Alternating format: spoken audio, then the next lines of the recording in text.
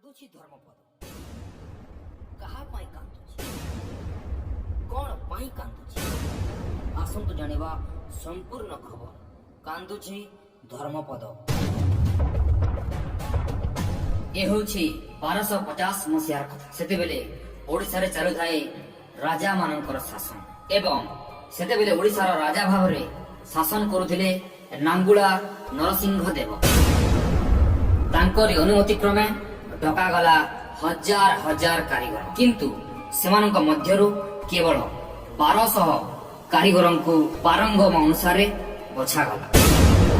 ଆଉ 1200 କାରିଗର ମାନଙ୍କ ମଧ୍ୟରୁ ବିଶୁ ମହାରଣାଙ୍କୁ ଦିଆଗଲା ମୁଖ୍ୟ କାରିଗରଙ୍କ ଦାୟିତ୍ୱ। ଏହାପରେ ସୁଚାରୁ ରୂପେ ସୂର୍ଯ୍ୟ ମହାଦେବତାଙ୍କର ମନ୍ଦିରର କାର୍ଯ୍ୟ ଆରମ୍ଭ ହେଲା। ମନ୍ଦିରର ଆକାର ଯେମିତି ଗୋଟିଏ ଚଲା ରଥ ପରି। ଏହିପରି ଭାବରେ 12 ବର୍ଷ ପୂରିବ।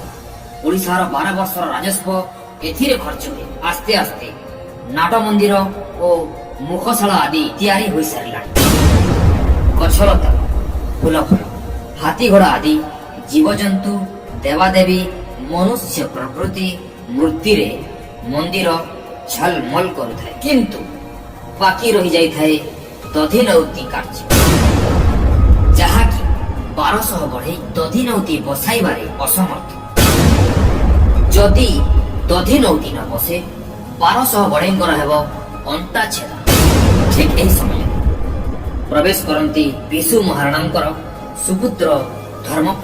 ପିଲାଟି ଦିନ ବାପାଙ୍କୁ ନ ଦେଖିଥିଲେ ମଧ୍ୟ ମାଙ୍କଠୁ ବାପାଙ୍କ କଥା ଶୁଣି ଶୁଣି କାରିଗରୀ ଜ୍ଞାନ କିଛି ମାତ୍ରାରେ ତାଙ୍କ ମସ୍ତିଷ୍କରେ ଥିଲା। ବାପାଙ୍କ ପାଖକୁ ପହଞ୍ଚି ସାରିବା ପରେ ଧର୍ମପଦ ସେଠାକାର ପରିସ୍ଥିତି ଉପରେ ଅନୁଧ୍ୟାନ କଲେ ଏବଂ ବାପା ବିଶୁ ମହାରଣାଙ୍କ ଅନୁମତି ମାଗି ଛୁଟିଗଲେ କୋଣାର୍କ ମନ୍ଦିରର ଶୀର୍ଷକୁ। ମନ୍ଦିର ଉପରକୁ ଯାଇ ସ୍ଥିତି ଅନୁଧ୍ୟାନ କରି ନାପଯୁଖ କରି ଶେଷରେ ବସାଇ ଦେଲେ ଦଧିନଉତି। ଏଇଠି ପ୍ରଶ୍ନ ଉଠିଲା ଯେ ଯେଉଁ କାମ 1200 ବଢ଼େଇ 12 ବର୍ଷରେ କରିପାରିଲେ ନାହିଁ, ତାକୁ ଏକ ସାମାନ୍ୟ 12 ବର୍ଷର ଜଣେ ଛୋଟ ପିଲା ସମ୍ପୂର୍ଣ୍ଣ କରି ଦେଖେଇଦେଲା। ହେଲେ ଯଦି ଏହିସବୁ କଥା ରାଜାଙ୍କ କାନରେ ବାଜି, ତାହେଲେ 1200 ବଢ଼େଇର ହେବ ଅଣ୍ଟା ଛେଦନ। ସେଇଥିପାଇଁ ଧର୍ମପଦକୁ ଦେବାକୁ ପଡ଼ିଥିଲା ଆତ୍ମବଳିଦାନ।